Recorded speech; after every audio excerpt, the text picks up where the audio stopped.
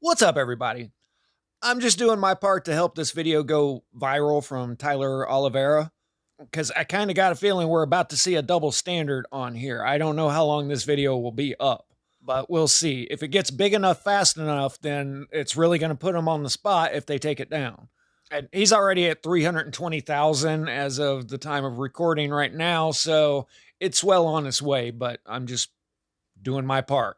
I watched the rumor get started and then everybody repeat it about Nick Shirley's video about how, oh, the Lionese, they support Somaliland and they've wanted it since 1948. And it was just somebody that realized that the Lionese supported this. And so then that's the reason it went viral. No, it's because me and every other creator in the world saw that video and we turned around and did a video on it to help spread the word. You can tell the difference between grassroots virality and something being pushed. It's hard for them to make something go viral. They can keep it from going viral, but it's hard for them to make people watch something. So anyway, links will be down below, and here's a little bit of what this looks like. What these people do for employment. You'll notice the Mexicans out here are doing the hard labor, and the Jewish people, I'm not sure what they do. I don't want my kids to play in the house of the God. 17, 18.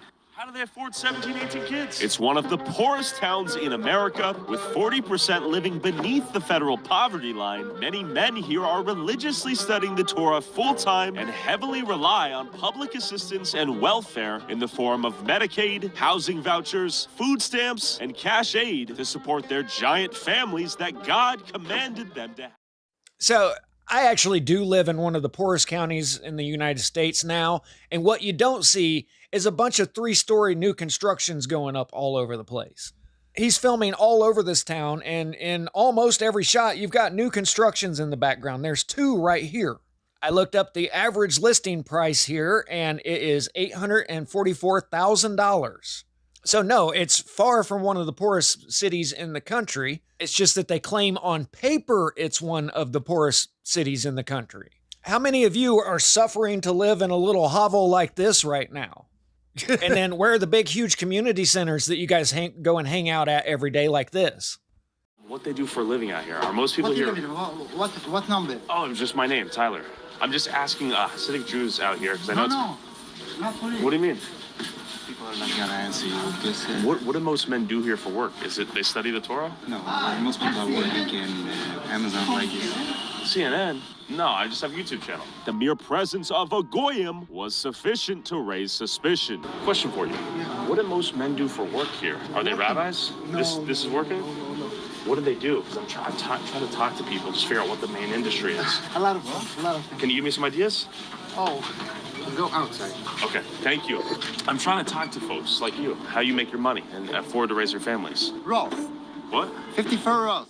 Is it like, do you have kids? I have kids, yes. How many kids? 3. How do you afford to raise 3 kids while being a student? Because I work very hard. I want to study the Torah. I'm very proud. How do you afford to study the Torah, though? God help me. Does the American taxpayer help you, too? Also, yes. Yeah.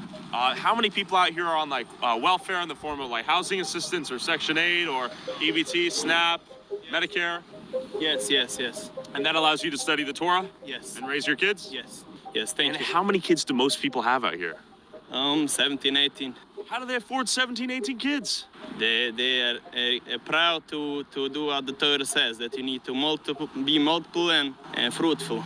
Wow. And do you think there is welfare abuse in the community out here?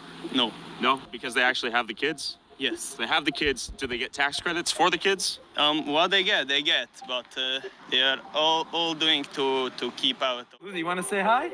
No. Okay, how are you doing? Hey, this office. Do you want to tell me a little bit about this place? Sure, we grew up here. Okay. It's a very nice place. Yeah, and it's mostly Hasidic Jews? Yes, Okay. it's only Hasidic Jews. And it's one of the most biggest growing towns, big right? By growing town. percentage? It's the biggest in the Big families, too. Big families, right? How do people afford to have such big families out here? It's. I'm not saying anything. What do you mean?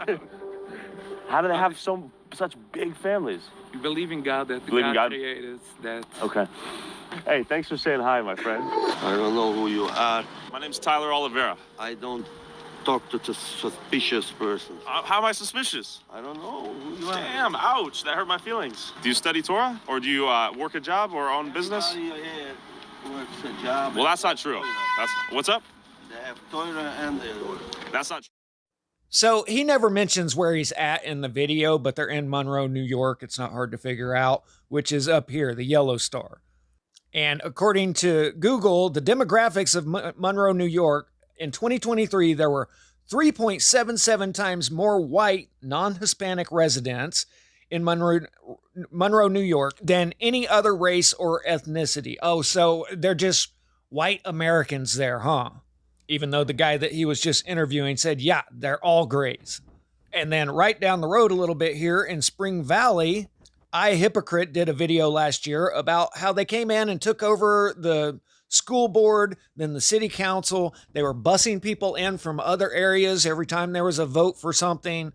And it was a literal hostile takeover of a town. They're running people out of town. And so over the span of a few years, they completely took over the school board, got a majority, and began hacking and slashing the budget of the schools that their kids weren't attending to begin with so that they could lower their own property taxes. Restricting the budget and reining in property taxes became a preoccupation. The school board determines the property tax levy when it sets its budget.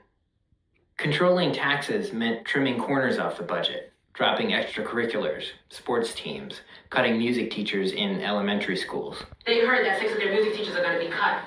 In response, parents and students started to get involved, showing up at board meetings to criticize and question. Grumbling and grousing spiked in this whole new way when the Hasidic-dominated board predicted declining enrollment for the district. And as a result, it planned to close 2 schools. Don't close our schools. Public buildings would be sold to yeshivas. Gradually, the boardroom took on a new dynamic. You need to listen to me. Eventually, on one side of the room, you'd have the public school parents and students. They're mostly Black, Latino, some recent immigrants, many poor. More than 70% of students qualified for free and reduced lunch.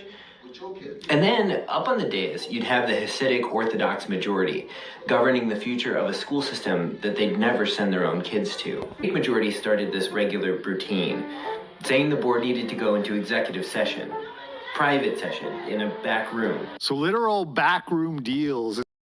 Yeah, so here's another fun fact, too. Monroe census in 2010 said that there were almost 40,000 people living there, 39,912. And then at 2020, it was 21,000. So the town has shrunk by half in the last 10 years. And there's $500,000 3-story homes going up on every block. This ain't jiving. There's towns all over the place here where I'm at that used to have one factory that employed like 300 people. That factory closed and the whole town is almost a ghost town now. But somehow here they've managed to cut the population by half and it is thriving.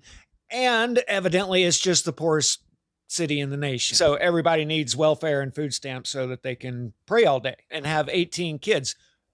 You find me one person that you know that has more than 10 kids. Anyway, I'll put links down below for both of the videos. Go check out Tyler's and just to help the cause. It'd be great to see that go viral today. And I think it's well on its way, but hopefully everybody will see that today. Static out.